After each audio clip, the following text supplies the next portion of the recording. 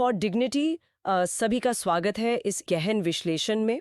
आज का ये जो डीप डाइव है ना, ये सच में बहुत उत्साहपूर्ण होने वाला है। हाँ, फॉर डिग्निटी मैं भी इस चर्चा के लिए काफी उत्सुक हूँ। बिल्कुल। तो देखिए, आज का जो हमारा मुख्य विषय है कि इक्वालिटी इन डाइवर्सिटी, यानी विविधता में समानता की जो सांस्कृतिक प्रथा है, वो इस देश के दृष्टिकोण के लिए, इसके विजन के लिए सबसे बुनियादी पिलर आखिर क्यों है। सही बात है। और बचपन से ही ना हम सबने स्कूलों में एक वाक्य बहुत बार सुना है, यूनिटी इन डाइवर्सिटी। ओ हाँ, विविधता में एकता। बिल्कुल। नागरिक शास्त्र की किताबों में, आज़ादी के भाषणों में हमने इस पर लंबे लंबे निबंध लिखे हैं, स्पीच दी हैं। मतलब ये एक ऐसी लाइन है जिसे हमने बिना सोचे समझे बस एक परम सत्य मान लिया है। हाँ, बिल्कुल आंख बंद करके। सही कहा। और यही वो असहज करने वाला सवाल है जो आज हमारी इस गहरी चर्चा के केंद्र में है। बिल्कुल। डिग्निफाइड इंडिया अनेकता में एकता के उस पुराने चश्मे को उतार फेंकने की बात करता है। इसके बजाय ये एक नई अवधारणा पेश करता है, विविधता में समानता, मतलब इक्वालिटी इन डाइवर्सिटी। जी। और इस चर्चा का हमारा मुख्य मिशन इस बात की गहराई में जाना है कि भारत जैसे अत्यधिक विविधता वाले समाज में समानता के बिना सच्ची एकता क्यों एक छलावा है। तो चलिए इसे थोड़ा गहराई से समझते हैं। अक्सर लोग सोचते हैं कि अगर अलग अलग लोग बस एक साथ मिलकर काम करने का फैसला कर लें तो एकता बन जाती है। हाँ, लोग इसे बहुत आसान मान लेते हैं। वही तो। क्या हमने संविधान की प्रस्तावना में लिखे राष्ट्र की एकता के लक्ष्य को कुछ ज्यादा ही आसान मान लिया है? मुझे लगता है हमने उसे आसान माना नहीं है, बल्कि एक तरह का जादू मान लिया है। जादू? हाँ, मतलब जैसे बस एक सरहद के अंदर लोगों को खड़ा कर देने से एकता अपने आप पैदा हो जाएगी। अगर हम समाज के नजरिए से देखें तो एक समरूप समाज में जहां लोग एक ही भाषा बोलते हैं या एक ही धर्म मानते हैं, वहां एकता स्थापित करना बहुत आसान होता है, क्योंकि वहां लोगों के बीच टकराव कम होता है, उनकी जीवन शैली एक जैसी होती है। हाँ, ये तो है। लेकिन भारत कोई समरूप समाज तो है नहीं, ये तो विविधताओं का एक महासागर है। और ऐसे विविधता भरे समाज में एकता कोई ऐसी चीज नहीं है जो डिफॉल्ट सेटिंग में मिल जाए। जी जी। यह एक हासिल करने योग्य मूल्य है। अच्छा। और इसके लिए एक बहुत ही बुनियादी शर्त पूरी करनी होती है, और वो शर्त है समानता। यहाँ मैं थोड़ा उल्टा तर्क रखना चाहूंगा। कई बार एक तर्क दिया जाता है कि अगर हम लोगों की अलग अलग पहचान, जैसे उनका धर्म, इस पे बहुत ज्यादा फोकस करेंगे तो क्या हम समाज को और नहीं बांट रहे हैं? क्या ये बेहतर नहीं होगा कि हम इन सभी विविधताओं को भूल जाएं और बस ये कहें कि हम सब एक हैं? देखिए, यह एक बहुत ही क्लासिक तर्क है जिसे अक्सर कलर ब्लाइंडनेस या विविधता को अनदेखा करने की अप्रोच कहा जाता है।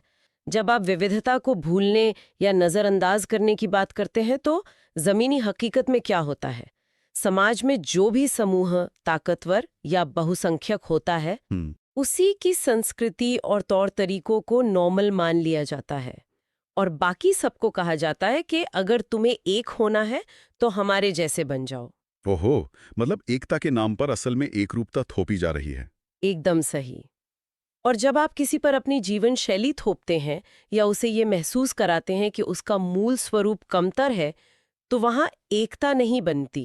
वहां तो सिर्फ नाराजगी पैदा होगी। बिल्कुल, गहरा अलगाव पैदा होता है। संविधान की जो प्रस्तावना है, प्रियम्बल जिसे हम कहते हैं, उसमें देश की एकता और अखंडता को एक अंतिम लक्ष्य मानकर चला गया है।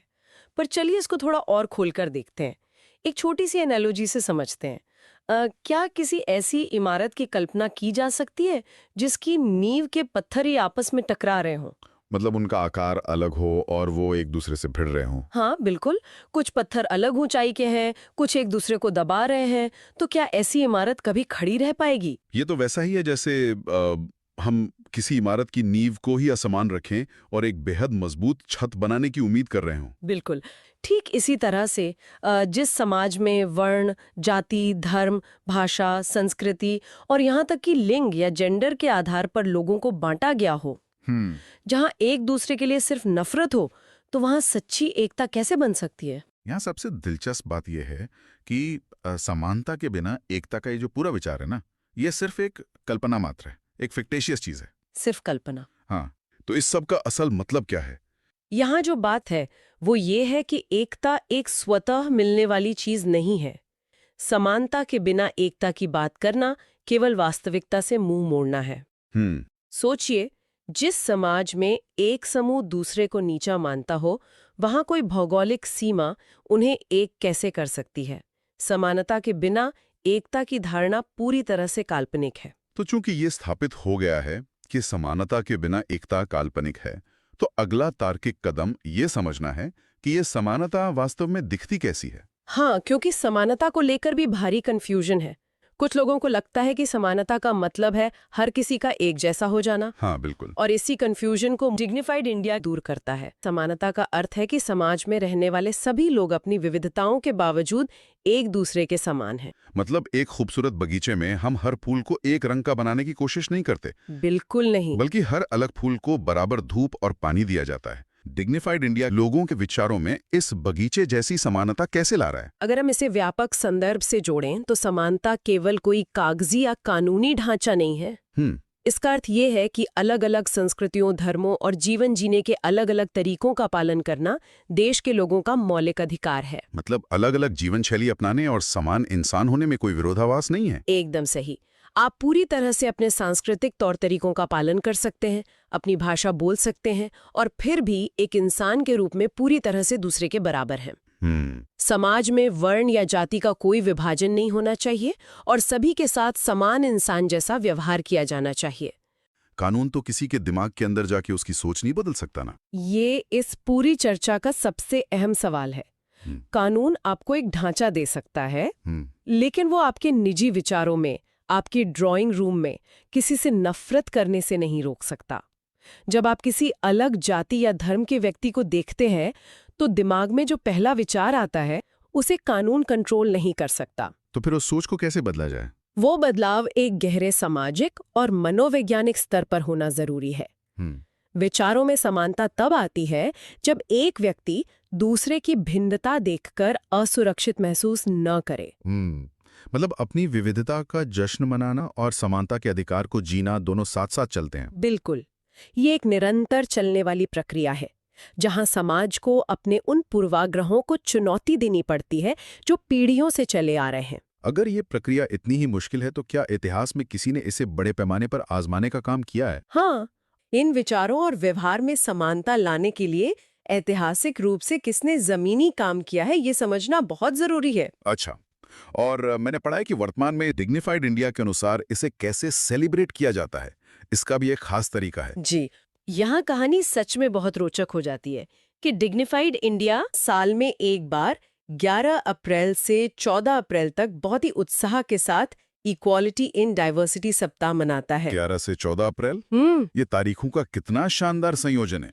इन तारीखों के पीछे का जो ऐतिहासिक और विशाल दृष्टिकोण है वो सच में समझने लायक है। तो इसके बारे में थोड़ा और बताएं, 11 और 14 अप्रैल ही क्यों? देखिए, 11 अप्रैल महात्मा ज्योतिबा फुले की जयंती है और 14 अप्रैल डॉक्टर B.R. अम्बेडकर की जयंती है। ये दोनों आधुनिक भारत में समानता के सबसे बड़े नेता रहे हैं, असली चैंपियंस हैं ये दोनों। सही बात है। अगर हम देखें तो इन महान नेताओं ने अपना पूरा जीवन, मतलब अपनी पूरी जिंदगी सामाजिक, आर्थिक, राजनीतिक, सांस्कृतिक और यहाँ तक कि लिंग समानता लाने में लगा दिया, जेंडर इक्वालिटी जिसे हम कहते हैं। बिल्कुल, उन्होंने कभी किसी एक वर्ग की बात नहीं की। वही ना, उनका काम किसी एक विशेष वर्ग के लिए नहीं था, बल्कि समाज के सभी विविध पृष्ठभूमियों के लोगों के लिए था। जो लोग हाशिए पर थे उन सब के लिए उन्होंने आवाज उठाई। हाँ, और इसी वजह से इन्हें इक्वालिटी इन डाइवर्सिटी के असली प्रतीक के रूप में चुना गया है, क्योंकि उनका संघर्ष सिर्फ नारेबाजी नहीं था, उन्होंने ग्राउंड रियलिटी को बदला है। बिल्कुल बदला है, और इसलिए ये 11 से 14 अप्रैल का वक्त हमें एक मौका देता है उनकी दी हुई सीख को अपनी रोजमर्रा की जिंदगी में शामिल करने का। एग्जैक्टली, ये ELD को प्रैक्टिकली जीने का समय है। तो इन सब का क्या मतलब निकलता है? अगर हम इस पूरी गहरी चर्चा को समेटते हुए देखें तो ये बात पूरी तरह साफ हो जाती है कि संविधान का जो राष्ट्रीय अखंडता और एकता का लक्ष्य है वो तभी हासिल हो सकता है जब हम इन खोखले नारों से आगे बढ़ें। हमें इक्वालिटी इन डाइवर्सिटी को सिर्फ सुनना नहीं है, बल्कि अपनी सोच और अपने व्यवहार में शामिल करना है, थॉट्स और बिहेवियर्स में। मैं इस बात से पूरी तरह सहमत हूं, और इस विश्लेषण के अंत में एक बहुत ही गहरा सवाल मैं सभी सुनने वालों के सामने रखना चाहूंगा। हाँ, बिल्कुल रखिए। अगर आने वाली पीढ़ियों को समानता का पाठ पढ़ाए बिना सिर्फ विविधता में एकता रटवाया जाता रहे तो क्या ये सिर्फ समाज की दरारों को एक खूबसूरत पर्दे से ढकने जैसा नहीं होगा? असली एकता दिलों और अधिकारों की बराबरी में है या सिर्फ नारों में? इस पर जरूर विचार किया जाना चाहिए। बिल्कुल। ऐसे और कंटेंट के लिए डिग्निफाइड इंडिया को सब्सक्राइब करना और बेल आइकन दबाना न भूलें। जल्द ही मिलेंगे एक और विचारशील कंटेंट के साथ। For dignity.